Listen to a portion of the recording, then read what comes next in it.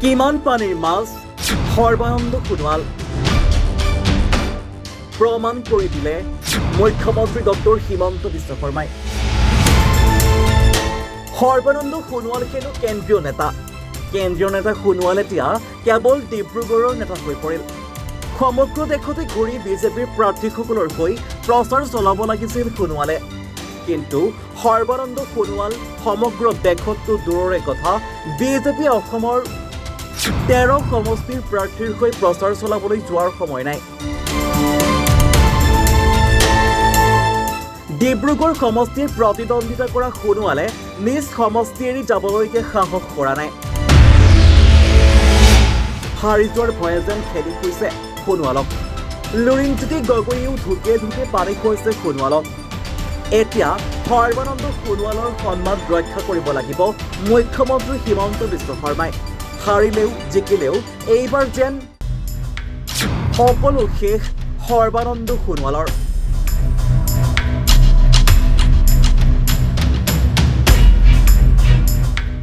সকলোৱে ভাবিছিল সৰ্বানন্দ সোণোৱালে এইবাৰৰ নিৰ্বাচনত বিশেষ ভূমিকা গ্ৰহণ কৰিব কিন্তু সোণোৱালৰ ভূমিকা একেবাৰে শূন্য সোণোৱালক জয় কৰাবলৈ মন্ত্ৰী পীযুষ হাজৰিকা জয়ন্ত মল্ল বৰুৱাৰ দৰে নেতাই প্ৰচাৰ কৰিবলগীয়া হৈছে এইবাৰ যেন আত্মসন্মান ৰক্ষা নপৰে সৰ্বানন্দ সোণোৱালৰ নিৰ্বাচনৰ পূৰ্বেই বৰ বেয়াকৈ পৰাজিত হৈছে সৰ্বানন্দ সোণোৱাল ডাঙৰ নেতাকৰ যি অহংকাৰ দম্ভ আছিল সকলো যেন চুৰমাৰ হৈছে সৰ্বানন্দ সোণোৱালৰ অসমৰ ৰাজনীতিত যে সোণোৱাল একো নহয় সেই কথা যেন আখৰে আখৰে প্ৰমাণ হৈ গ'ল এক কথাত ক'বলৈ গ'লে নাক কাণ কটা গ'ল সোণোৱালৰ মাথো জয়ী হৈ সন্মান ৰক্ষা কৰিবলৈ যৎপৰোনাস্তি প্ৰয়াস কৰি গৈছে সৰ্বানন্দ সোণোৱালে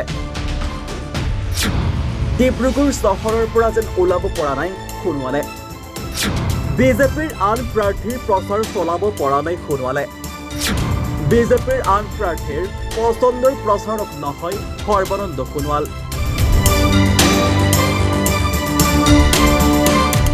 ৰাজ্যৰ ইটো মূৰৰ পৰা সিটো মূৰলৈ নিৰ্বাচনী প্ৰচাৰত ব্যস্ত মুখ্যমন্ত্ৰী ডক্টৰ হিমন্ত বিশ্ব শৰ্মা খাবলৈ শুবলৈ যেন সময় নাই কিন্তু কেন্দ্ৰীয় মন্ত্ৰী প্ৰাক্তন মুখ্যমন্ত্ৰী সৰ্বানন্দ সোণোৱালে ডিব্ৰুগড় চহৰ এৰিবই পৰা নাই সোণোৱাল ডাঙৰ নেতা হোৱাৰ যি অহংকাৰ আছিল সেয়া ভূপতীয় হৈছে কেৱল ডিব্ৰুগড় সমষ্টিত জয়ী হ'বলৈ কপালৰ ঘাম মাটিত পেলাইছে সোণোৱালে কিন্তু নিজে থিয় দিয়া আসনত জয়ী হ'ব পাৰিবনে নাই তাৰ কোনো নিশ্চয়তা নাই এতিয়া প্ৰশ্ন হৈছে শূন্যতে গজা ঘূৰাই থকা নেতা নেকি সৰ্বানন্দ সোণোৱাল এই প্ৰশ্ন এতিয়া বহু মানুহৰ মুখে মুখে কিয়নো এইবাৰ লোকসভা নিৰ্বাচনত সৰ্বানন্দ সোণোৱালৰ তথৈবচ অৱস্থা দেখি বহুতৰে সৰ্বানন্দ সোণোৱালৰ প্ৰতি পুতৌ জন্মিছে কেন্দ্ৰীয় নেতাৰূপে জহাই ফুৰা সৰ্বানন্দ সোণোৱাল যে আজিলৈ ৰাজ্যিক নেতা হৈ উঠিব পৰা নাই সেই কথা এইবাৰ প্ৰমাণ হৈ গ'ল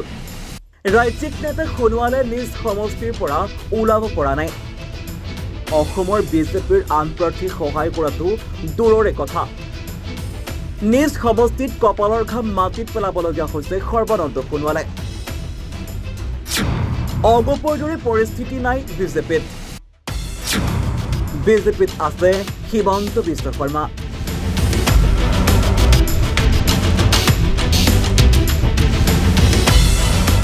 পূৰ্বতে অগপ দলত প্ৰত্যাহ্বান জনাব পৰা নেতা আছিল বাবে সৰ্বানন্দ সোণোৱাল ডাঙৰ নেতা হৈ আছিল কিন্তু বিজেপিত অগপৰ দৰে পৰিস্থিতি নাই বিজেপিত সৰ্বানন্দ সোণোৱালক প্ৰত্যাহ্বান জনাবলৈ আছে হিমন্ত বিশ্ব শৰ্মা যাৰ বাবে আজি বিজেপিৰ সোণোৱালৰ স্বীকাৰ্য কিমান সেই কথাক লৈ বহু বাবা ওলাব ধৰিছে বিজেপিৰ কেন্দ্ৰীয় নেতা কেন্দ্ৰীয় মন্ত্ৰী সৰ্বানন্দ সোণোৱাল কিমান পানীৰ মাছ এই কথা এইবাৰৰ লোকসভা নিৰ্বাচনতে ওলাই পৰিব বিজেপি দলত সৰ্বানন্দ সোণোৱালৰ গুৰুত্ব আৰু প্ৰভাৱ যে শূন্য সেই কথা জল পটকৈ ওলাই পৰিল সোণোৱালে দিল্লীৰ পৰা আহি ডিব্ৰুগড়তে সোমাই আছে ভোট ভিক্ষা কৰি গৈছে ইমান ডাঙৰ নেতাজনৰ জয়ী হোৱাৰ আত্মবিশ্বাসে নাই বানপানী সমস্যাটো ৰাষ্ট্ৰীয় সমস্যা হিচাপে যে সকলো জাতি জনগোষ্ঠী দল সংগঠনে চিঞৰি জেল খাবলৈ হৈছে, পুলিচৰ পিটন খাবলগীয়া হৈছে, কিছুমানে পুলিচৰ ৰেষ্ট হ'বলগীয়া হৈছে।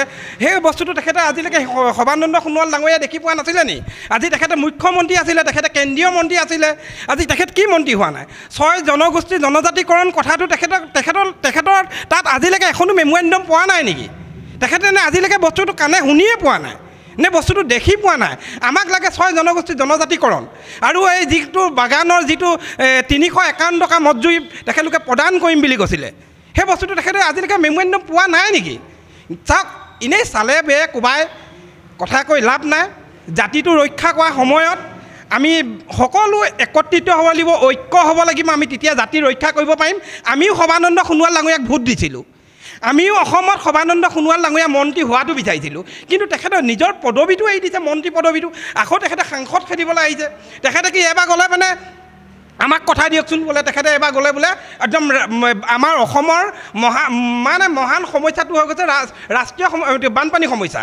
এই বানপানী সমস্যাটো ৰাষ্ট্ৰীয় সমস্যা হিচাপে সৰ্বানন্দ সোণোৱালে প্ৰথম গৈ স্বীকৃতি দিব পাৰিব। 6 জনগোষ্ঠীক জনজাতিকৰণ প্ৰথমে গৈ দিব পাৰিব। সেই কথাটো তেখেতলোকে ইয়াত কথা দিব পাৰিবনে? যদি পাৰে লিখি লওকচোন। আমি কৈছোঁ 1% নহয়, তেখেত সৰ্বানন্দ সোণোৱাল এজন ফুটবল হয়। যোনফালে ছুটি আছে সেইফালে গৈছে, যোনফালে ছুটি আছে সেইফালে গৈছে। আপোনালোকে নহয়, আমি নহয়, অসমৰ ৰাইজে দেখি আছে। অসমৰ ৰাইজে প্ৰত্যুত্তৰ এবাৰ তেখেতক ভালকৈ দিব। দেখিলে আপুনি নামৰূপ সাৰ কাৰখানাৰ কথা কওক, আজি কাগজ কলঘৰৰ কথা কওক। কাগজ কলঘৰটো আজি দেখিছে নহয়, লাখ লাখ মানুহ আজি লাখ লাখ মানুহৰ পানীত হাঁহ নচোৱা হৈছে। আজি আপোনাৰ নামৰূপ সাৰ কাৰখানাৰ কথা দেখিছে ন? আজি অৱস্থা কি হৈছে তেখেতলোকে কওক। সেই বস্তুটো আজি তেখেত কেন্দ্ৰীয় মন্ত্ৰী হয় যে সাৰ কাৰখানাটো আমাৰ ইয়াৰ পৰা চলিব। হেজাৰ আমাৰ খিলঞ্জীয়া ভূমিপুত্ৰৰ কৃষিজীৱী মানুহৰ গৰাখহনীয়াত মাটি জাহ গৈছে, কিন্তু আজিলৈকে তেখেতলোকৰ এডালো নোম হিলদোল হোৱা নাই। আজি হেজাৰ বিঘা মাটি ব্ৰহ্মপুত্ৰত বা বুঢ়ীদিহিঙত বা মাটিত জাহ যোৱাৰ পিছত এতিয়া কি কৰিছে, ক'ৰবাত পাকুবেন দিছে, ক'ৰবাত কেইটামান বস্তা দি তেখেতলোকে মাৰিছে। সেই বস্তাকেইটা আকৌ বানপানী আহিলে উটুৱাই লৈ যায়। আমি দেখি আছোঁ ন, যিজন মানুহে 20 বছৰ আগত কৰিব লাগিছিলে, যিজন মানুহে যিটো কাম 10 বছৰ আগত কৰিব লাগিছিলে, এতিয়া হেজাৰ বিঘা মাটি আপোনাৰ ব্ৰহ্মপুত্ৰত আপোনাৰ গৰাখহনীয়া জাহ যোৱাৰ পিছত এতিয়া আপোনাৰ ক'ৰবাত সৰ্বানন্দ সোণোৱালৰ তাত আমাৰ মতে একদম জিঅ' আলুগুটি। সেয়েহে ডিব্ৰুগড়তে ব্যস্ত সোণোৱাল এতিয়া কেন্দ্ৰীয়তো দূৰৰ কথা, ৰাজ্যিক নেতাও নহয় সোণোৱাল এতিয়া কেৱল ডিব্ৰুগড়ৰ নেতাৰূপে থাকি গ'ল। মহানগৰীৰ পৰা বিশ্বজিৎ দাসৰ সহযোগত news desk report, any Bharat 24।